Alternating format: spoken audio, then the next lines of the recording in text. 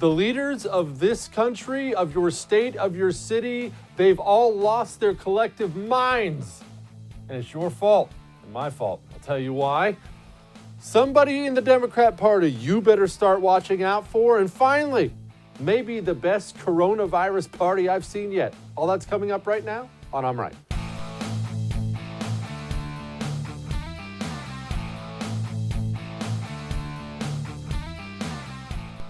Allow me to begin with this. I am about to insult every politician you love. Why? Because I'm about to insult all of them. And here's the thing. I want you to keep this in mind as I go on and go off here in just a second. It's not their fault. Politicians are sociopaths. Politicians are no different, really, than you and I. Politicians want what's best for politicians. And what is best for politicians? To remain politicians, where you can keep sucking up taxpayer dollars and not really have to produce anything. They love it. It's the best gig in the world. Why do I say it's your fault and my fault? Well, let me paint a little picture for you. This is a real story. This is from my Saturday night. Got a text from the neighbors. I live in this little neighborhood, and every once in a while we get together, throw some horseshoes, play some cornhole, drink a couple beers, the kids play in the pool, standard suburbia stuff. Only this time it's, hey, you want to come have a social distancing party in the garage or in the driveway? I take off over there with the wife. We get there. Everybody is spread out 6 feet apart. Okay, it's a little weird, but all right. I mean, people are, maybe it's a gag. I mean, maybe they're genuinely just want to do this. That's fine. That's not the end of the world. We do want to do some social distancing, right? And then I noticed the women, when they had to use the bathroom, they kept getting up and going back to their homes in the neighborhood to use the bathroom. And finally, because I'm me, I said, what in the world are you all doing? And they're like, oh, it's just not safe to use anybody's bathroom right now. We have to stay at home. And one of them actually said, bragging that she called the police on people she saw congregating. You see, Donald Trump has come out and extended the deadline. Well, here he is. The modeling estimates that the peak in death rate is likely to hit in 2 weeks. So, I'll say it again. The peak, the highest point of death rates, remember this, is likely to hit in 2 weeks. Nothing would be worse than declaring victory before the victory is won. That would be the greatest loss of all. Therefore, the next 2 weeks and during this period, it's very important that everyone strongly follow the guidelines, have to follow the guidelines that our great Vice President holds up a lot. He's holding that up a lot. He believes in it so strongly. The better you do, the faster this whole nightmare will end. Therefore, we will be extending our guidelines to April 30th to slow the spread. He's saying that because you and I have given him permission to say that. Because this country, off of a virus that is serious, by the way. It is serious. It is deadly. Cities like New York City are absolutely going through hell right now. They are. Not downplaying that. But they have allowed a nation of 350 million freedom-loving Americans. You've all turned into sheep. We've turned into scared little sheep. Surrendering our liberties, surrendering our jobs to the government. Please, Daddy, government, just save us. I just want someone to save me. I'm so scared. We've turned into a nation of not only sheep, but tyrants. We have suburban moms reporting teenagers to the police for getting together. My neighborhood has a public basketball court that I used to go shoot hoops with my sons during this quarantine. They've blocked it off. I now can't go down to the court with my sons outside, get some exercise, and shoot hoops. And they've already said if someone catches me doing it, they will call the police department. Have you all lost your freaking minds? We have mayors in places like Charlotte where they're removing the basketball hoops off of they're actually taking the backboards down.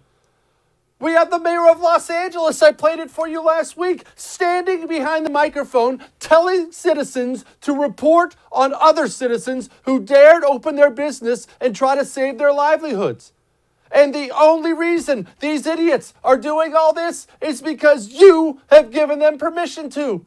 Because I've given them permission to. They do not feel any need to switch direction right now. The reason this feels like it's all snowballing, what incentive do they have?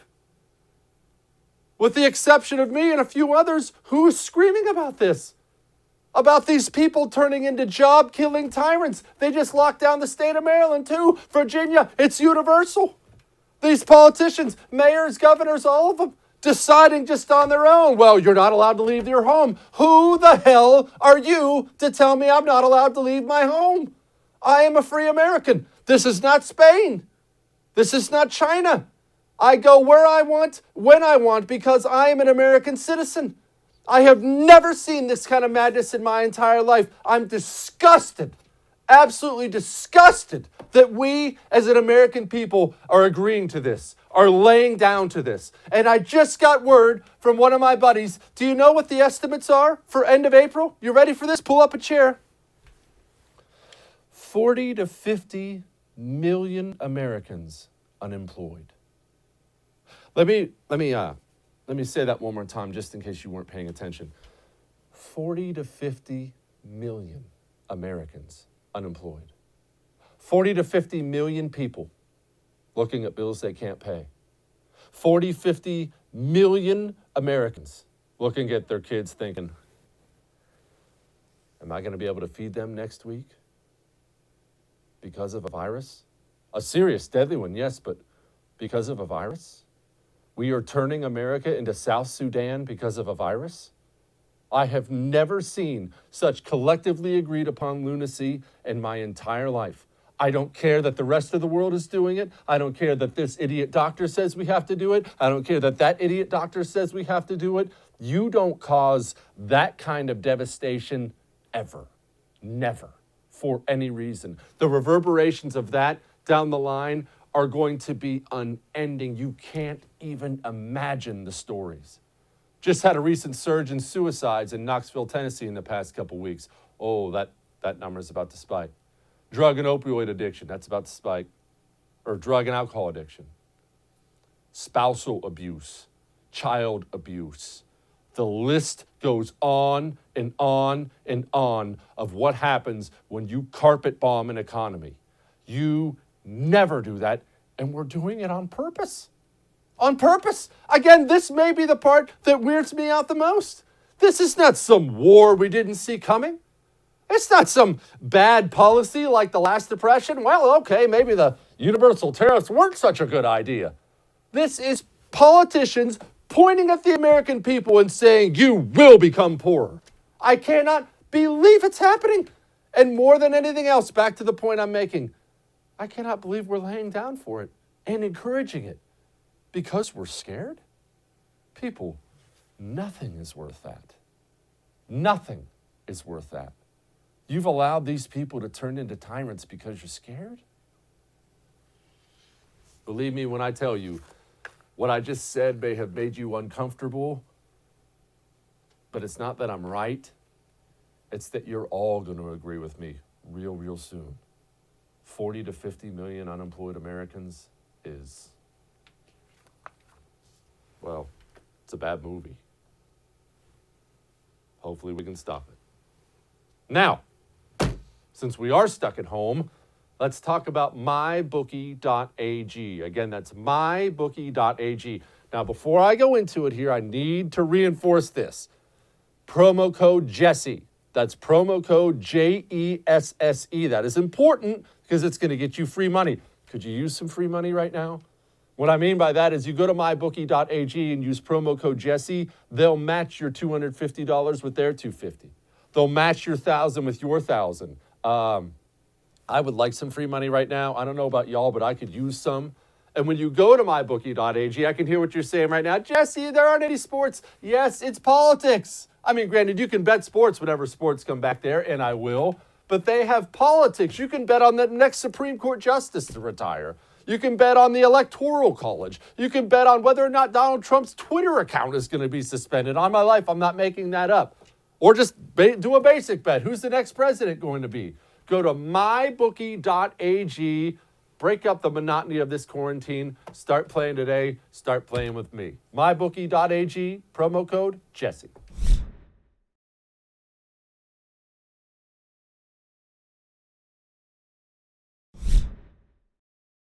Democrats have made a tremendous mistake during this whole China virus thing. Now, look, Democrats have they've changed the definition of the word mistake over the past 3 years between impeachment and Kavanaugh and all the different ways they've made themselves just look absolutely terrible.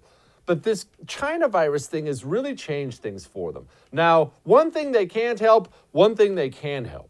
They can't help the fact that Nancy Pelosi is currently Speaker of the House. Nancy Pelosi swings a big stick in Washington, D.C., and let me pause for a moment, just give you a little behind the scenes on that. Nancy Pelosi is extremely ambitious. She has been in Washington forever. She has always sought more power and achieved more power. As far as Washington power players go, she's extremely successful. So she builds up all these favors and has over a long career, which is why she gets right back into the speaker's chair every time there's an opening. The problem for the Democrat Party is there is inside Washington and there is outside Washington. Yes, inside Washington, Nancy Pelosi swings a big stick. She does. She's a very powerful woman. Outside of Washington, this woman you're about to witness is not appealing to the American people. What the president, his denial at the beginning was deadly. His delaying of getting equipment to where it continues, his delay in getting equipment to where it's needed is deadly. And now I think the best thing would be to do is to prevent more loss of life rather than open things up so that, because we just don't know. We have to have testing. That's what we said from the start before we can evaluate what the nature of it is in some of these other regions as well. I don't know what the purpose of that is. I don't know what the scientists are saying to him. I don't know what the scientists said to him. When did the president know about this? And what did he know? What did he know and when did he know it? That's for an after-action review. But as the president fiddles, people are dying. People are dying, but these kind of pot shots taken at Donald Trump right now, they can come off okay because people are mad, people are scared, but overall Donald Trump's approval ratings are through the roof. So if you're going to have somebody take pot shots at Donald Trump, it cannot be Nancy Pelosi. I get that she's Speaker of the House. I get they can't help that. She is so powerful. She's going to get in front of the cameras, and I'd love to see a Democrat try to tell Nancy Pelosi she can't get in front of the cameras anyway. It's not going to happen. But it is a mistake to have that woman continually speaking. That is not helping your party, speaking purely politically here. It is not. We have a nation right now that's scared. They don't know what's happening. They're hand-wringing out there, and they look at that woman and do not think, well, I wish she was in charge instead. That's not happening. Now, on to the problem they can help. Well, here's the problem. I would have my Surgeon General and/or the head of the CDC every day going out and as assistants talking on the air, reassuring people of what is coming, what needs to be done, what we are doing, why not to worry, what to worry about, just leveling with people, leveling with them. Now, I'm going to play that for you one more time here. Okay, I'm going to play it for you one more time, and this time, I want you to look at Joe Biden's eyes. Not his mouth, not his shoulders, not anything else. Look at Joe Biden's eyes. Watch this. I would have my Surgeon General and/or the head of the CDC every day going out and as assistants talking on the air, reassuring people of what is coming, what needs to be done, what we are doing, why not to worry, what to worry about, just leveling with people, leveling with them. That's what we're doing now? Honestly, Joe Biden's people, do you think we can't see that? If I were to come up and talk to you every single night on this show, and I would sit and talk to you like this the whole show, and I'll tell you what, these are my thoughts on Donald Trump and the economy, and I feel this way about abortion, and I feel this way about, what would you think? You would think that guy's reading everything he's talking about. He doesn't know what he's doing. He can't speak anymore, and he's reading all of it. Look, we all have to look down, check our notes every now and then. There's nothing wrong with that. But Joe Biden is such a disaster of a candidate, and he has dropped the ball so badly on every one of his media interviews he's done. We're now at the point where somebody's standing behind Joe Biden so he can read the flashcards the entire time. Come on, man. Now, that's a mistake you can help. Like I've said a million times, not that I'm in this game to try to help out the Democrats, but Joe Biden was never ready for prime time. When Joe Biden was lucid, he was never ready for prime time. You've got to drop this guy now. Now. Now I know what you're thinking. Jesse, they can't just drop him. What do you mean drop him? We can't have Bernie. I'm not talking about Bernie. I'll tell you what I'm talking about in just a second.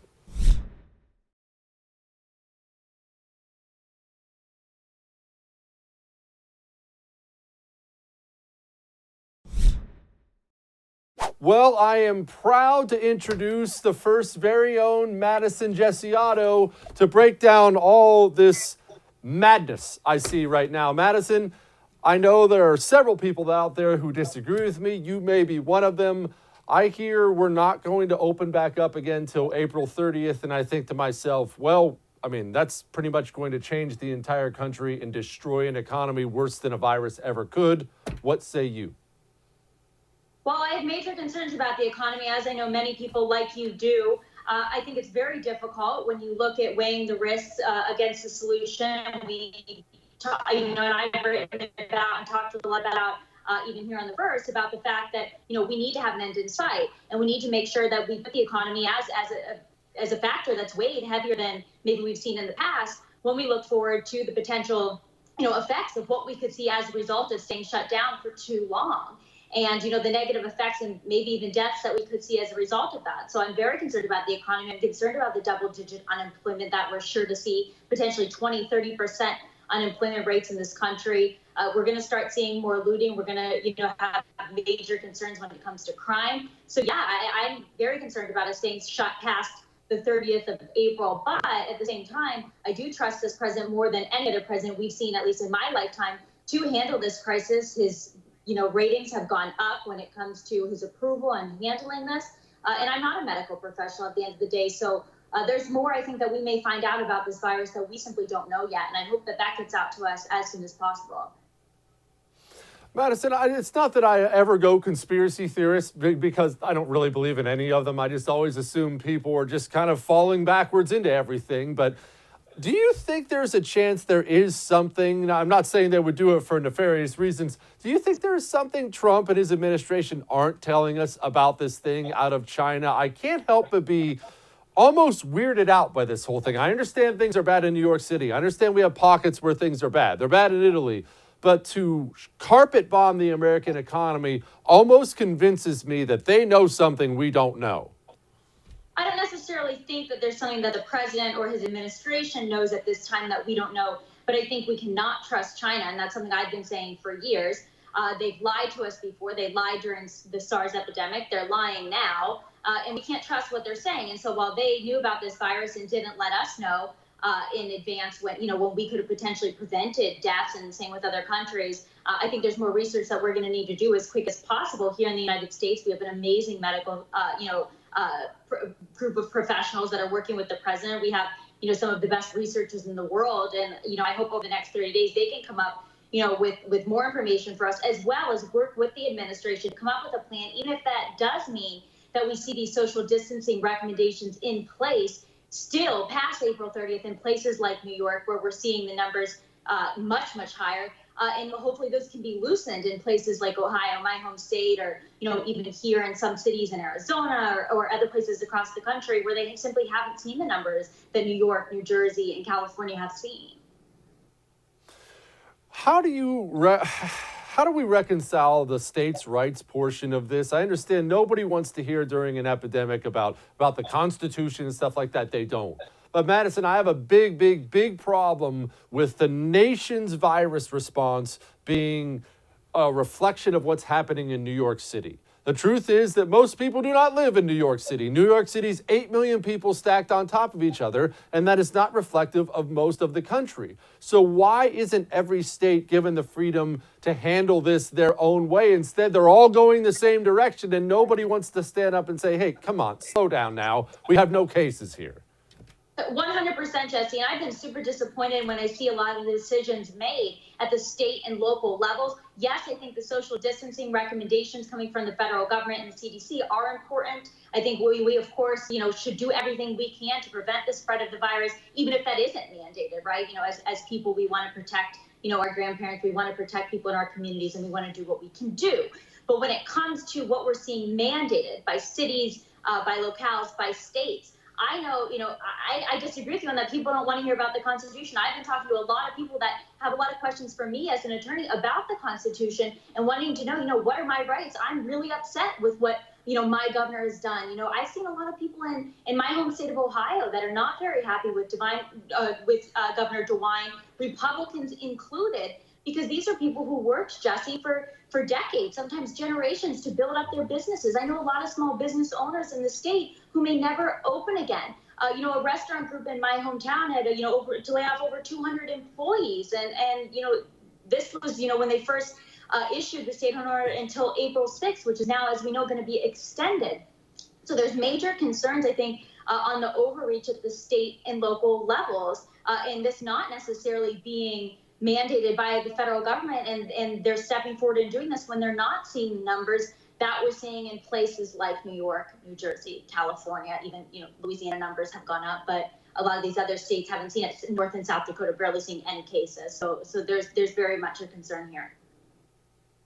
Madison, I also have a public safety concern. You mentioned it briefly earlier, but the truth of the matter is this: as ugly as this is, and we never want to think about, our fellow Americans getting into this, but when people are desperate and people are poor and people have no money, that is always 100% of the time, there's violence that comes out of that. People start to loot, people start to steal, people start to hurt their fellow man, which they should never do. And I'm extremely concerned about that, combined with a mayor and a governor getting a little too big for his britches and what that actually looks like. I'm really worried we're losing who we are right now during this thing. Do you have that concern? Yeah, I think we've seen a lot of positivity come out of this in terms of people coming together to help those in their communities, to help elderly people that maybe can't go out or don't have family members help them. So I think we've seen a lot of great moments, but I maintain the concern I mentioned earlier that you obviously share with me about the future of our nation when it comes to crime stats and what we could see happen as a result of these high unemployment numbers or poverty. People want to feed their families. Is there ever an excuse to commit a crime? No. But does that mean that we can't understand how some people may get to the point where they do start to steal to feed their families or to protect their loved ones? I could see how we could get there. And of course, when we get to that point, you can see the bad people that just want an excuse to do bad things come out as well. And we always see that in times of crisis, whether it's a hurricane or a virus or whatever it is. You see those bad people come out, people who just want to do it for the sake of doing it, and this may be their opportunity, and I'm very concerned about that. You're a lawyer, and obviously you're a patriot. I will tell you, speaking of crimes, since all of our barbers are shut down, which I find to be ridiculous, I snuck mine into my house today to give me a fresh haircut. Now, that's just my side story, but my concern is that we are going to start doing that, turning regular Americans just trying to get by into criminals, and that really worries me. I saw a pastor, I believe it was in Tampa, decided to hold a church service, which I don't necessarily think is smart, but they just issued a warrant for his arrest, and that kind of stuff. Honestly, if you told me that 2 weeks ago, I would have thought you were a crazy person, Madison, who should have been thrown in a loony bin. Yeah, I think it'll be really interesting moving forward because we're really at the beginning in a lot of ways of these stay-at-home orders. And we're going to have to see over the next month what the states and local governments ultimately do when it comes to enforcing them. I think it's too early to see whether we'll see an over-enforcement or, enforcement in ways that would be more detrimental than helpful. Again, this goes back to the whole ultimate question of what we're dealing with, and that is our solution going to be worse than our problem? And we can't afford for our solution, of course, to be worse than the problem, but at the same time, we need to work on solving the problem while still maintaining concerns for the economy and the long-term effects of this. So it's very difficult, and I think there's a lot that's yet remains to be seen. Madison, thank you for giving us some time today. I appreciate you. Thanks, Jesse. All right, we've got more. I have a Democrat you need to be concerned about, and I have somebody who left the left. Hang on.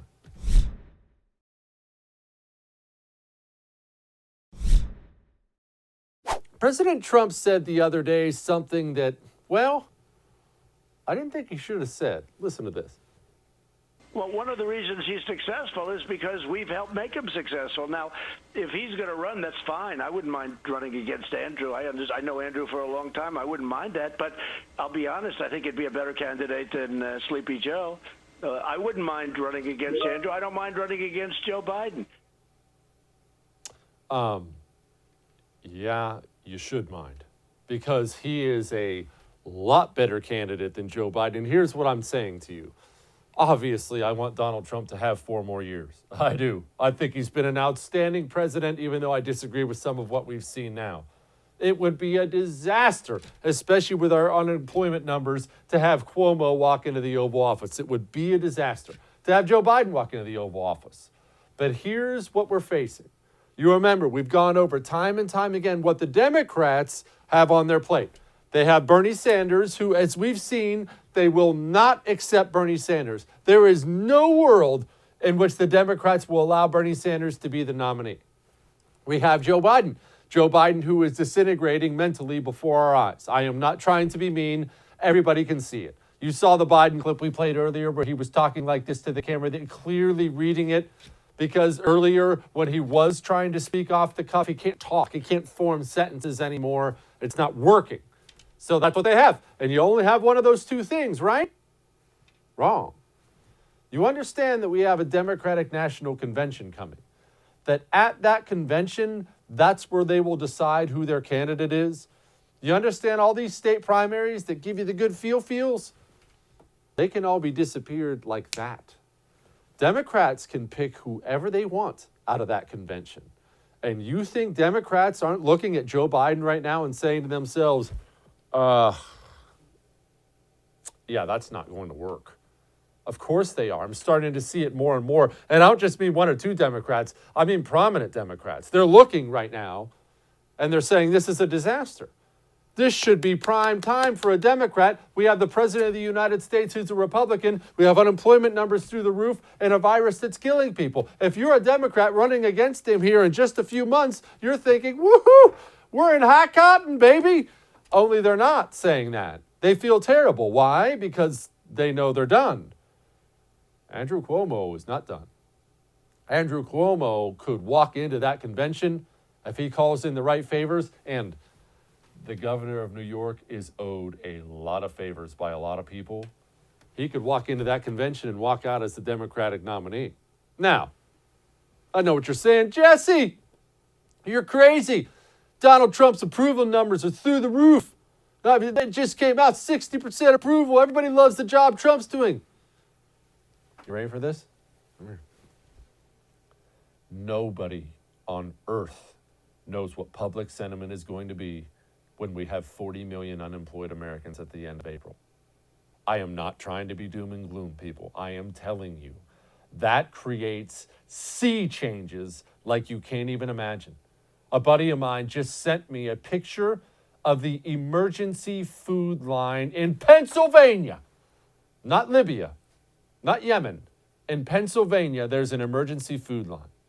As I said at the beginning of the show, yes, public sentiment is with these politicians right now. Well, close this and close that. Just close this, close that, close everything. Yeah, we're ripping down the basketball hoops. We'll close it all. They're doing that because the public is with them.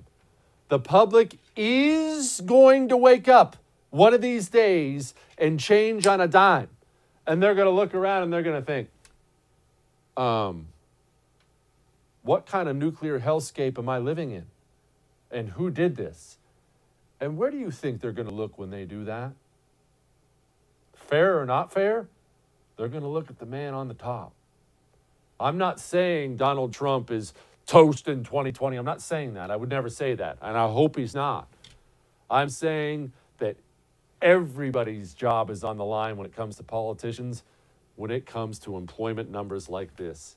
You put this kind of pain on the American people, anything can happen. And if you're Donald Trump, you do not want to see Andrew Cuomo standing across that debate stage with you. Andrew Cuomo, who was standing up there saying, I was rallying New York. I'm seeing it right now. I've got Republicans praising him. You got Cuomo standing on that debate stage saying, I was rallying New York while you destroyed the economy. Why'd you do that? Whether that's fair or not fair, and it wouldn't be fair, but whether fair or not fair, you want to talk about the ultimate debate argument for people sitting at home, ticked off, out of work, can't pay the rent, kids are struggling, just waited 2 hours for emergency food supplies? You don't think that's going to be a campaign message that's a winner? Stay on your toes. All right, we got more. Hang on.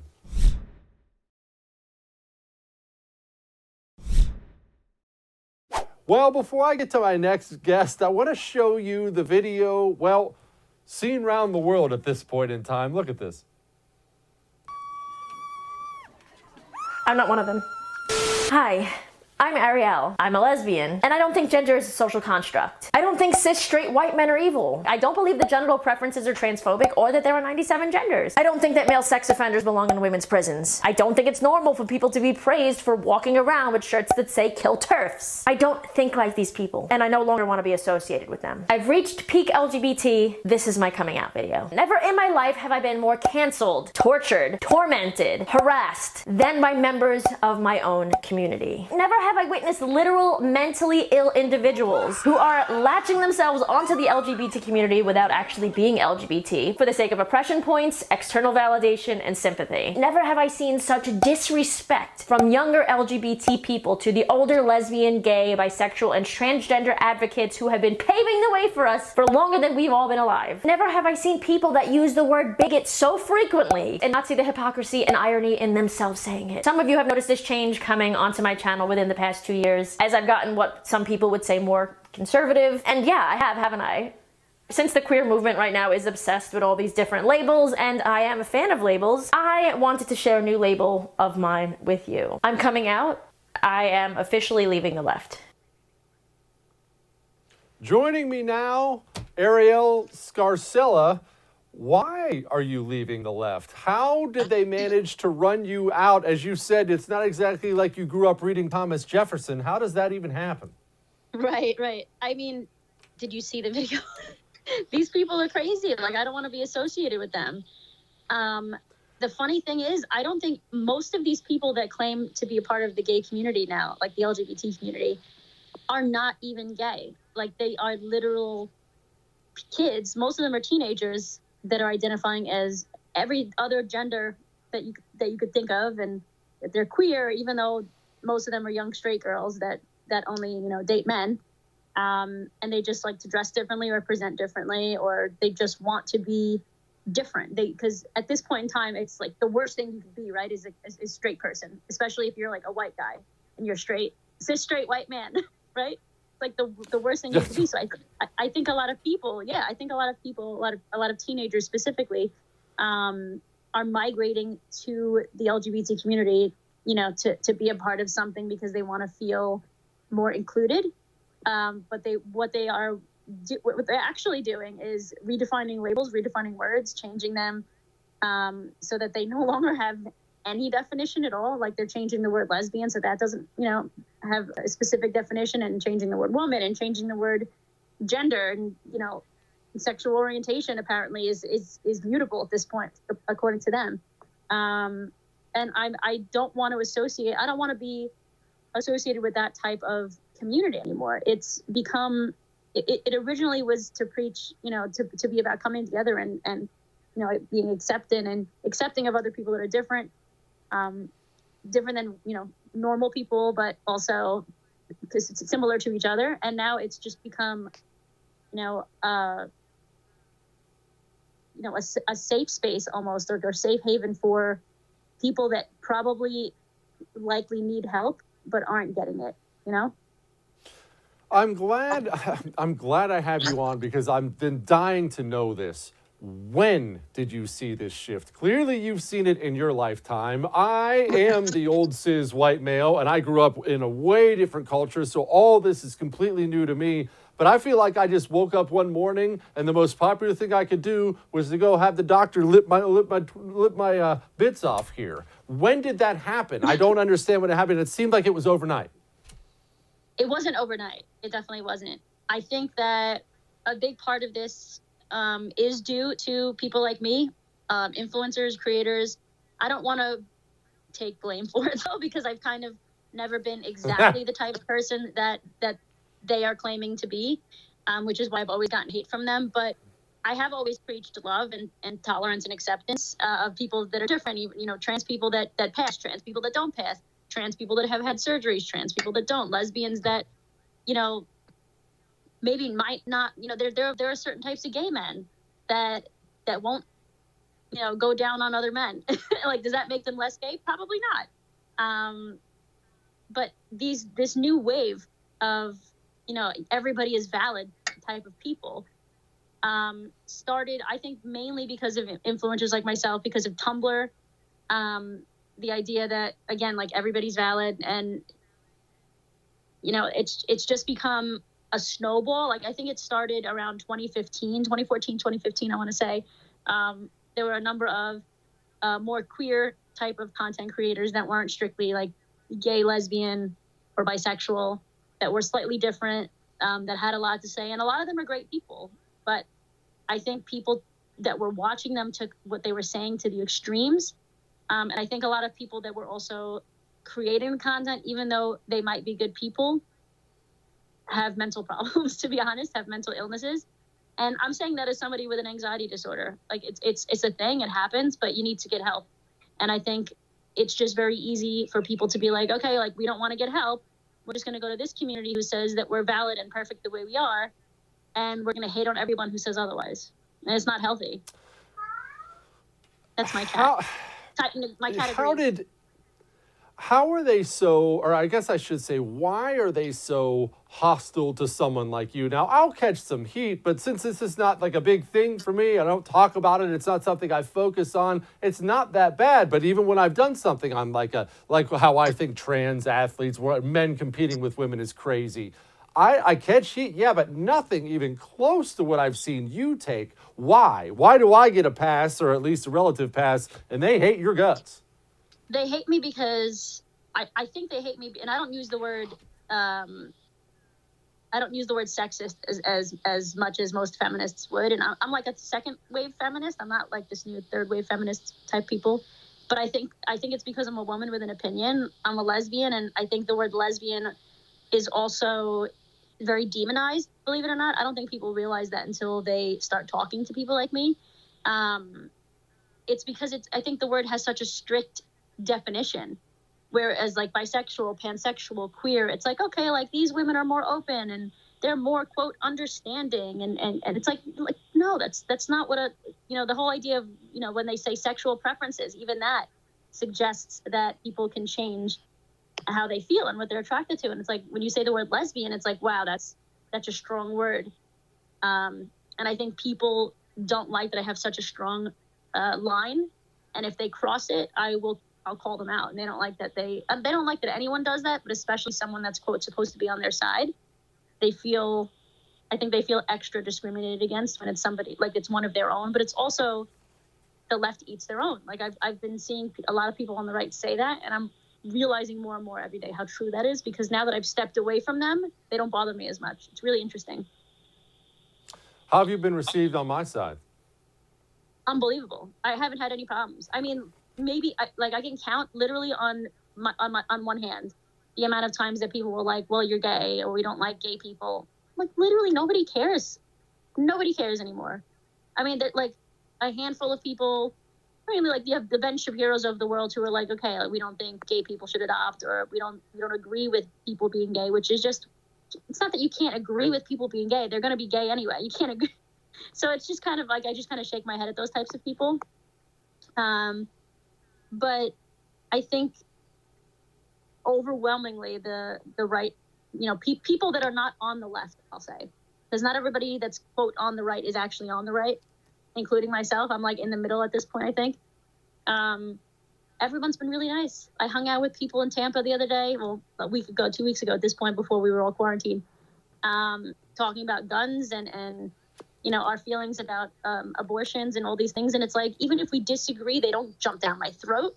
They don't call me homophobic or racist or sexist or TERF or any of these words. They just let me say what I feel, where I'm coming from. They hear me out and they say, okay, well, we disagree, but we still respect each other. And that's all that like most people like me are asking for. Like we know that we're not going to agree on everything. And that's kind of a boring life to live if you're going to, like, there's going to be no growth for anybody if you just agree with everything, with the way everything is being run, right? We'd still be stuck in the Middle Ages if that was the case. Ariel, thank you so much for giving us some time today. I enjoyed it. All right, I'll see you soon. Thank you so much. Be good. We're not done yet. Hang on.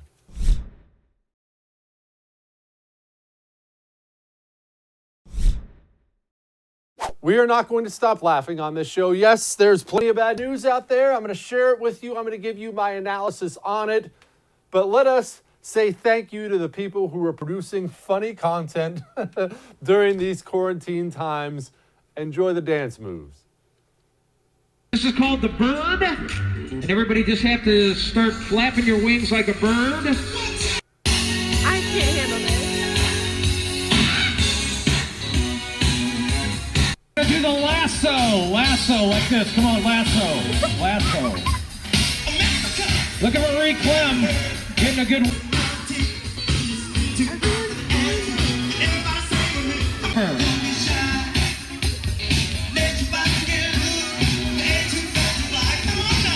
All right, we're going to be a waiter or waitress at the Olive Garden.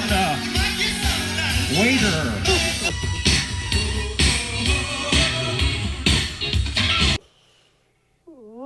Waiter at the Olive Garden? Gosh. All right. We're going to do all this again tomorrow, I promise. I'll see you then.